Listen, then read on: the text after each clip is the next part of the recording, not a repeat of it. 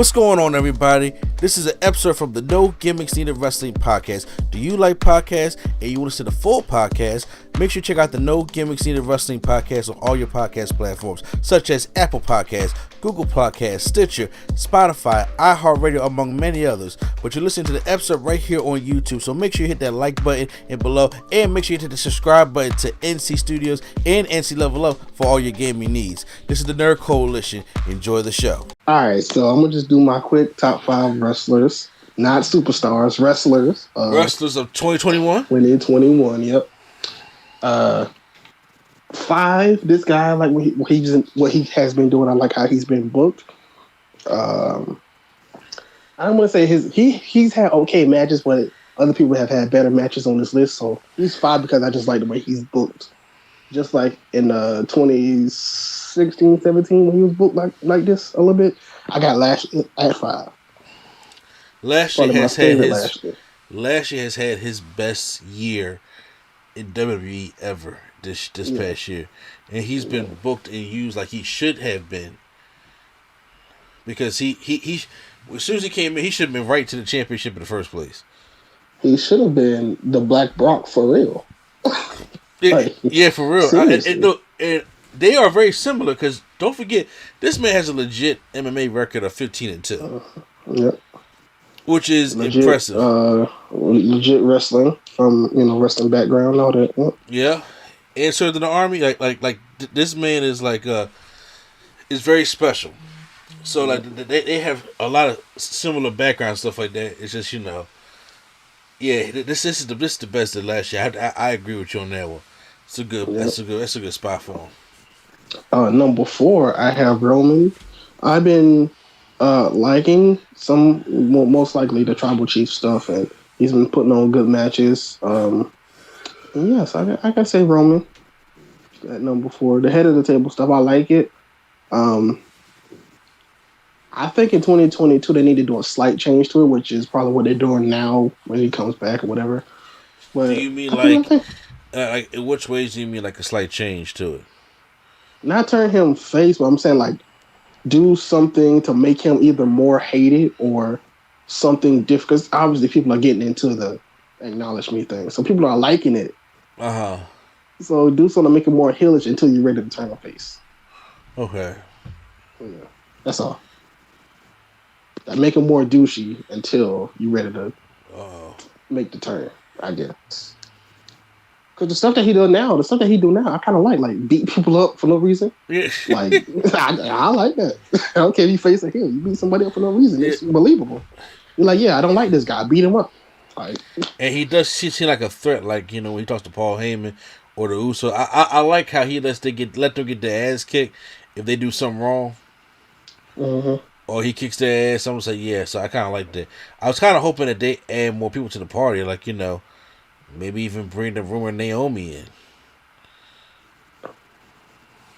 He can't beat him, Naomi. That's probably why they don't. All right.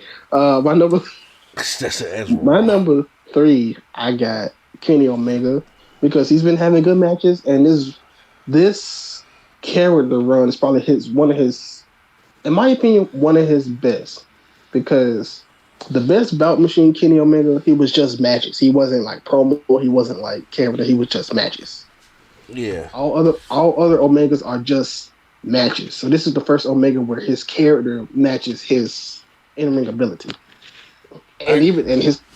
Sorry, what you say? No, I was saying, yeah, I agree. He did have a couple slip-ups this year to no fault of his own. Yeah. Such as, not being able to pick up the Luchasaurus and the triple powerbomb. That was funny to me. Mm-hmm. And of course, but he made it into his character, because his character is that he's a stupid nerd sometimes, and he's corny. Yeah. So they just kind of made that into his character. He's just a stupid nerd, and he's like a childish guy. But that whole barbed wire death match. That was in 2019, wasn't it? That was in 2020, wasn't it? That was Revolution of this year. Oh, all right. Yes, it was. Okay. Yeah, no, he won the title in 2020. Sorry. Yeah. But yeah. Okay. Number 2, this person had a great first half of the year. had a solid second half, but the first half was phenomenal. Bianca Belair is definitely. I think she deserves to get this number 2 spot. I think outside the horse women, she's like the best woman they got.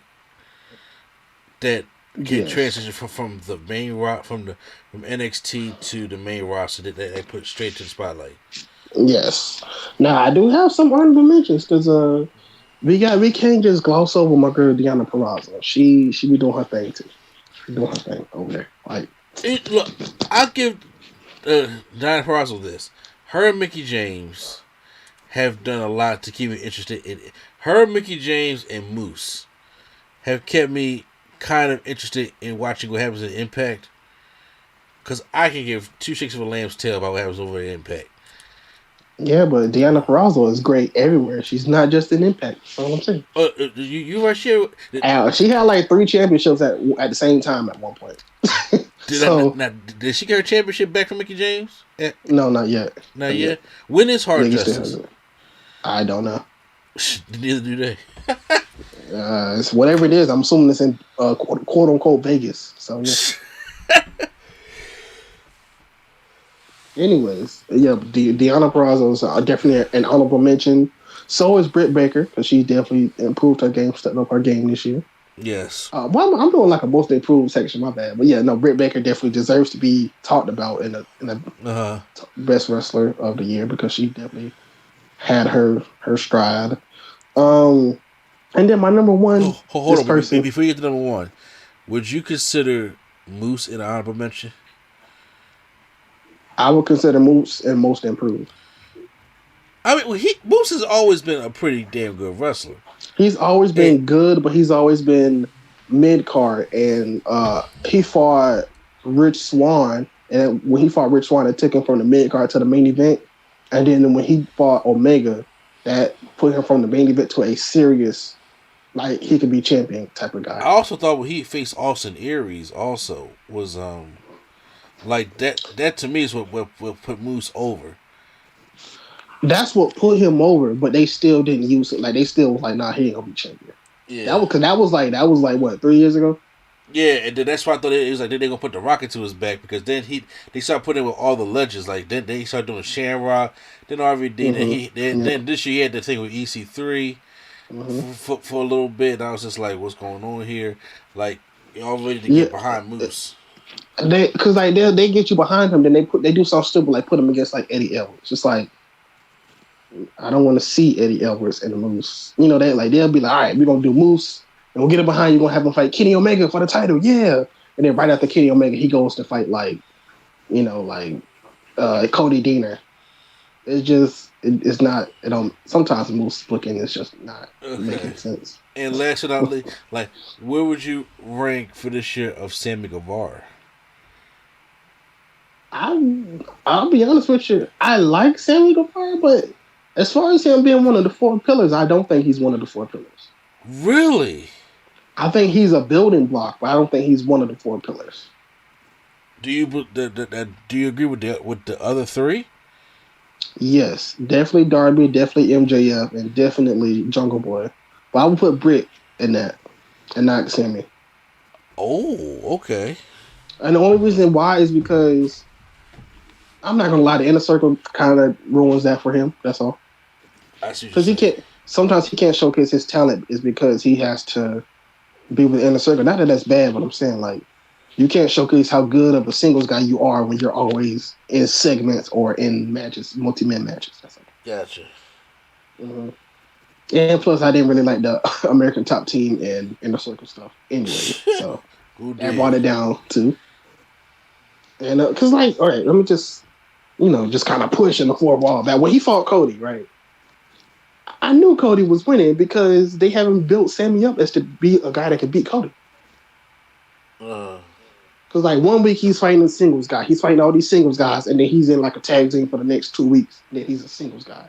Now he's in the Inner Circle for the next 2 weeks. It's like they didn't have the right balance with Sammy. Hold on. So now it's time for your number 1. And number 1, this person literally said, I'm going to take 6 months off and still be Wrestler of the Year. And obviously that's Bryan Danielson, a.k.a. Daniel Bryan. Damn Bryan! Wrestled at Mania. took off for however many months, came back, and still had bangers of matches. Still. So yes. And then he said, not only am I gonna come back, I'm gonna come back and I'm gonna do a different finishing move every match. So yes, Brian Danielson, aka Dave Bryant, or Daniel Bryanson, JR called him, is the number one for me. You probably call him that. That's how you call the other one, Ruby Riott. Excuse me, Ruby Soho. Ruby Soho. Oh boy! All right, well, do you know what? That was actually a pretty decent list because when it comes to lists, you have inspired me to do my own list of 2021 because you got the superstars down pat. I got the top 10. I have the wrestlers down pat. You had the wrestlers down. You know what? Thank you for correcting me. Come on, Vince. Listen, pal. Come on. What are we reviewing? What? I don't even know what they call. What do they call it? Produce live events or something? Premium live events. Yeah, premium live events. Yes. What is that?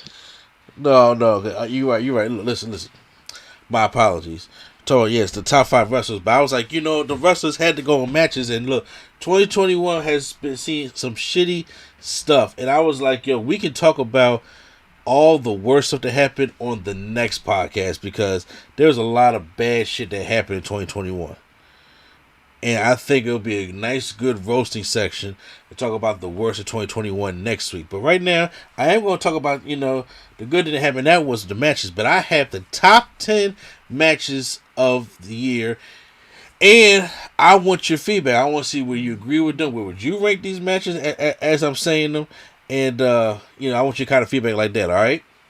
All right, let's go. All right, so for number 10, I have War Games match. The NXT Black and Gold taking on NXT 2.0. Like I said, we don't like 2.0 too much, and nobody really likes change, especially when they use something else. But Vince and Bruce Pritchard want to get rid of that Triple H era, put the Wale Rainbow era going on.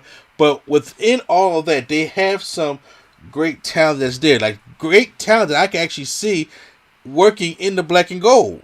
And when they picked their 4 best with Braun Breaker, Carmelo Hayes, Tony D'Angelo, and Grayson Waller, which I can all see working in the Black and Gold. And then going up against Ciampa, Gargano's first War Games match, Pete Dunne. Did you say Tony D'Angelo? Huh? Did you say Tony D'Angelo? No, Gargano. No, before that, did you say Tony D'Angelo? Tommaso Ciampa. Okay. I mean, I probably could have, but if I did, I'm sorry. But going up against Ciampa, Gargano, Pete Dunne, and LA Knight. LA Knight, I say it's one of the older ones, but I was like, I personally would have liked it better if it was Kyle O'Reilly in the War Games match. Too busy being Cool Kyle. I know, but yeah, with Von fucking Wagner, but I felt as though like the match had it's stuff going on, and they did end up having a good match and believable near falls to the point where I would thought Black and Gold could have, it's in the way they predicted the near falls, that they could have pulled this one out, but knowing that NXT 2.0 had the good showing, I was like, okay, respect must respect is due. So that's my number 10. Did you like that War Games match? I did not see it. You didn't see the War Games match? No, I did not. I would recommend, if you go watch anything from that War Games premium live event, I would say that's the match you need to see. Everything else does not matter. I might go back and watch it, but I might. Okay, fair enough. Can't force that. Number 9, MJF versus Darby Allin. Oh yeah, that was good. Yes, the opener to what was this show that they just had? Full Gear. Yep. MJF is great on the mic, and Darby is great in hardcore matches. But this matchup was to put up and shut up. It showed that MJF is more than just a voice. He can go in the ring. And me personally, it's kind of like how everybody says, The Miz is a great talker, but can he wrestle? And I think The Miz is a decent wrestler and has decent matches, but I think this showed me MJF is better when it comes to wrestling. And then also showed me that Darby can hang also without the hardcore element. they went out and just had a great wrestling match. And if you're not going to close the show, you better damn well open the show. And that's what they did. They opened the show and they forced everybody to follow that.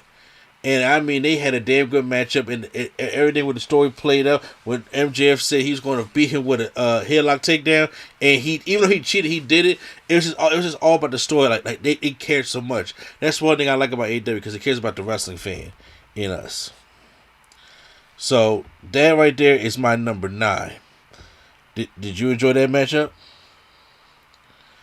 Yeah, I did, and it was cool.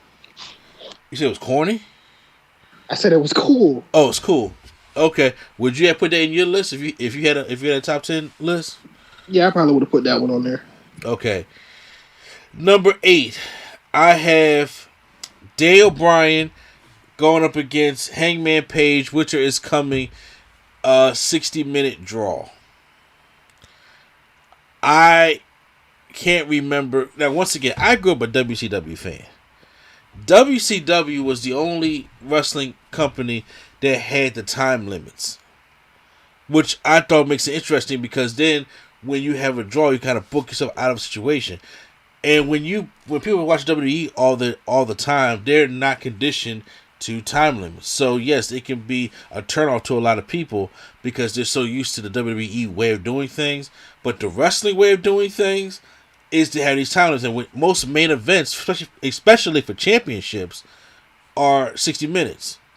And they had the balls to do it on a Winter is Coming Dynamite show, which, if you look at the ratings, they reached about, was it 1 point something million by the end of that matchup, where they started out at 845,000 viewers at the start of it. So it progressively went up. So they had some growth right there, and they had the balls to do the matchup, because you knew another one was coming. But I figured that the pacing was really good. It didn't bore me at all. So, but I still felt other matches were better than this one. That's why it's going at number 8. Mm-hmm. Okay. How you feel about it? I liked it. I really liked it. Like that they actually went to the hour draw. Yeah. Okay, so how I rank these, because I'm like, I don't know which one I would.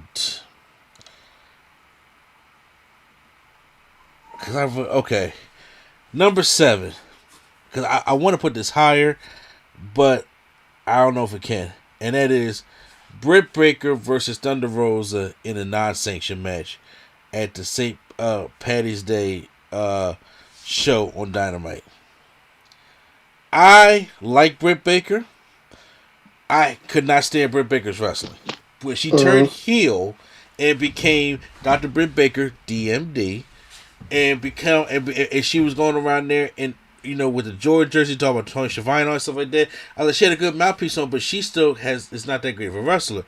Well, this one right here, she got an ass kicking, and it's usually these kind of matches where you see people who can't wrestle, that they go out and they do these kind of performances. And you're like, okay, that made me change my mind on them. This is that matchup that made me change my mind on them, because women today are going out here and they're showing that, look, just because we're women don't mean we can't take an ass kicking or take a beating also, and we can't do some of the spots as the men do. Now, I'm a little leery about that because of what happened with Daphne taking these kind of spots and where it unfortunately led to.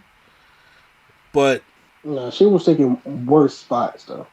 She was, but it's still, it's just like, so, I don't want all these women to take these kind of like thumbtack spots.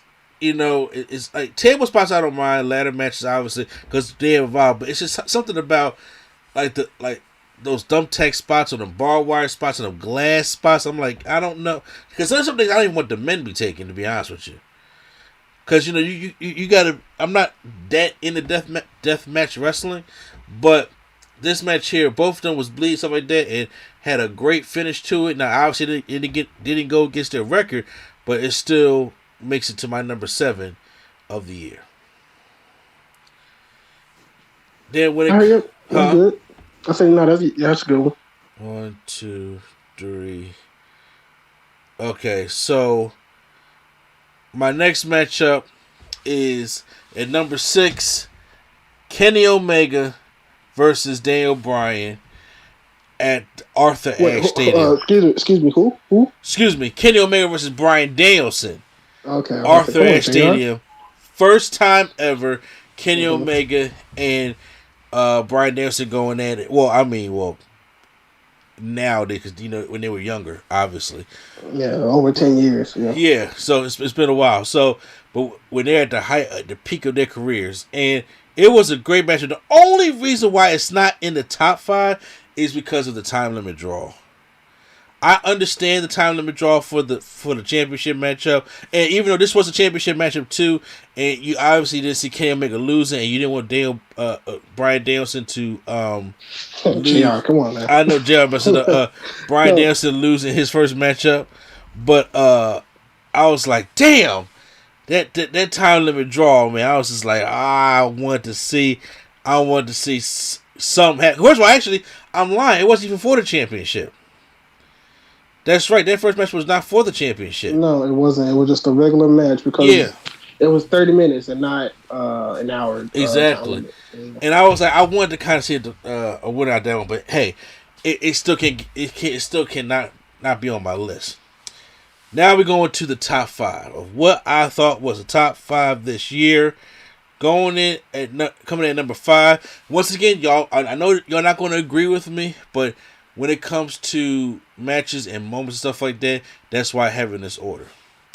Number 5, Roman Reigns versus Edge versus Daniel Bryan at WrestleMania 37 main event night 2.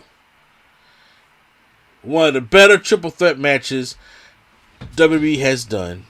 And of course, this is where the whole stack them and pin them shirt came from, and they just put on a phenomenal matchup. And you know why? Why? Because Bryan Danielson kind. Exactly. Yes. Well, you know that because he was spectacular in the matchup, and this was a match where I was like, Edge is not boring me. Because when Edge first came, I was like, Edge was like, I got to be the marathon guy, and I was like, I think Edge just wanted to take it slow. Which, like, even though his matches usually be long, he was going into that Triple H territory of slow, of like, we gotta form it and pace it out like this. That's what he like. Yeah, he knew he can do the new format. Even though he still has slow matches still, but you know. Yeah, but I was like, if they're gonna make it, when they made him win the Royal Rumble, I was just like, oh man, okay. But having that triple threat matchup, it was great. So, but it goes into my. All right, wait, quick question. Yeah. Who do you think is the first person to get to the second person to get the 3 Rumble wins? Oh, who be the second? Okay, because Stone Cold's the first one. Mm-hmm. The second person, you know what? Honestly, I thought it would be Cena, but that's not going to be in there. That ain't it. Look, the way Cena was going, I thought Cena would win 3. The next person to win 3 Rumble wins. God. Orton surprised us with the second one. So. What you say? I said Orton surprised us with the second one because it was like out of nowhere. Because maybe, or because I'm saying because Edge is old, Taker's done. So what's Orton's old too? What do you mean? But he's not as old as Edge. Like in other words, like Orton got about another whole 2 championship. Like if they want him to beat Ric Flair's record, he can do it. Oh yeah. Well, he need one more. Yeah, exactly. Yeah, so it's like okay, like obviously, it's not going to be any of the guys that retired because that'd just be stupid. I want to say. What if they actually have somebody come back and they actually, because every time they always have people come back. What if the person they actually have come back win it? Well, if everybody gonna hit 3, it would have to be Cena. He the only one that won 2. But okay, that would actually kind of make sense for him to do. Yeah. So because Undertaker only won 1, and then like I said, Edge won. I'm not giving Edge back to back. Sorry. So I'm not giving Orton one right now neither. So honestly, I wouldn't know. Who'd you pick, Edge? The way the Vince had them, probably Reigns or. Reigns only got 1 under his belt. Exactly. Oh, yeah. So you got two. I'm about to say the reason why I don't see Reigns doing it is because I see Reigns the one being the championship the most times. Like honestly, if anything, I think it could be Seth or Brock. Nah, Brock is not. So Brock got to win 2 more. I think he may win one this year. Oh, well, yeah, you're right. He could. Yeah. So, okay. So let me make sure I get back to my list. My number four is which one do I like better? Seth Rollins versus Edge, Hell in a Cell match, Crown Jewel. That's 4? That's wow. Okay. That's 4 because I got. I'm sorry, I got a couple more ahead of that one, but yeah, that's 4. That was the 50th Hell in a Cell match, and one of the better Hell in a Cell matches. That's how you cap off a rivalry the right way, and I was glad it was a Hell in a Cell match that was not fucking part of the Hell in a Cell pay-per-view. It was only one Hell in a Cell show that did not take away, no other extra matches took away from that. And I thought that was great, which had one of the best table spots in Hell in a Cell match history since the McFoley table spot, where Seth bouncing off the cage and going through the table, crashing the table, and Edge finishing him off with his own move. Now, the results of that, having Seth get the title shot and Edge going away, which was stupid, but when it comes to the matchup, yes, that was great. And even on an actual good Crown Jewel show, that was the best Saudi Arabia show that they ever did. Because they wanted to keep their lives after last time.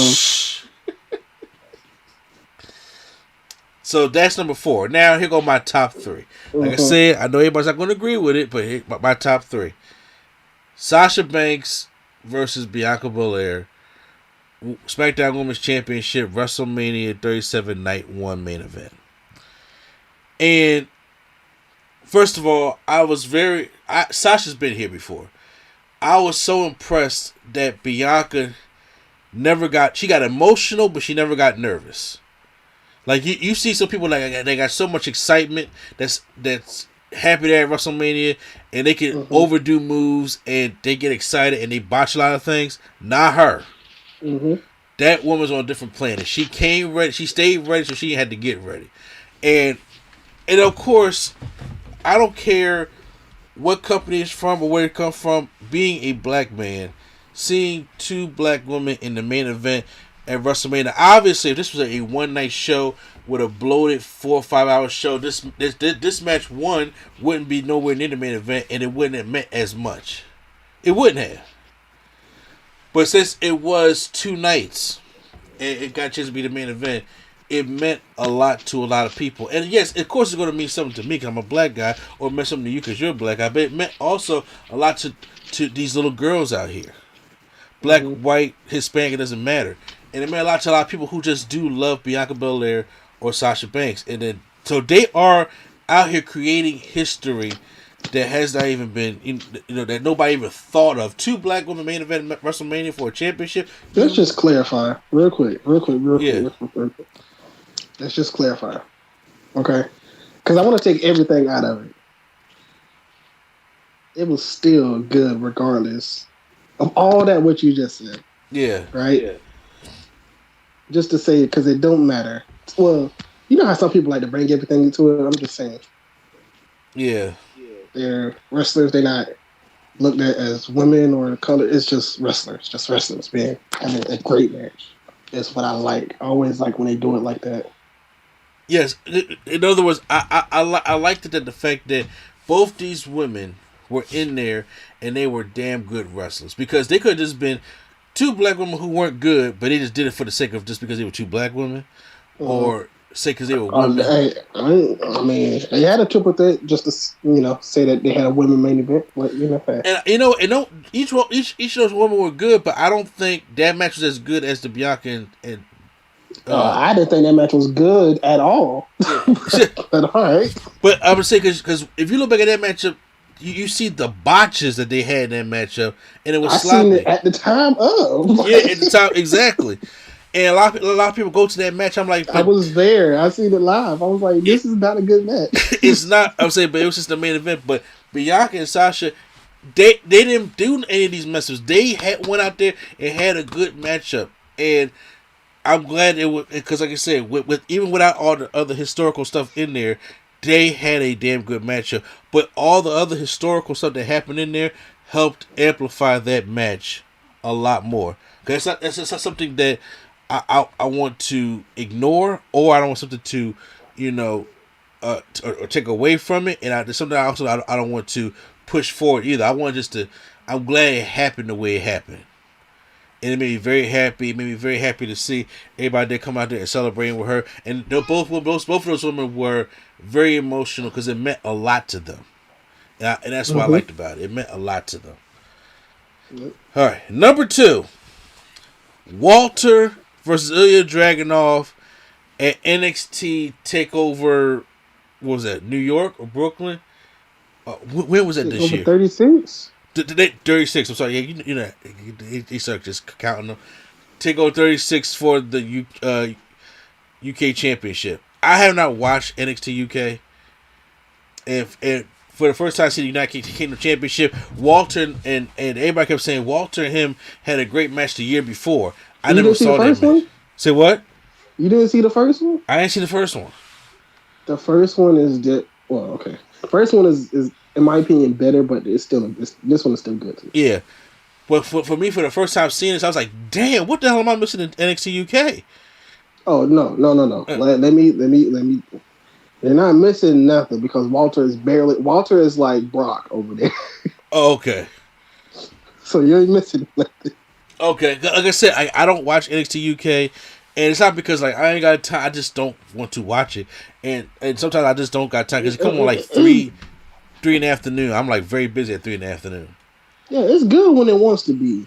They've had some good stuff like with the Imperium and Walter probably has the best stuff on there. Gotcha.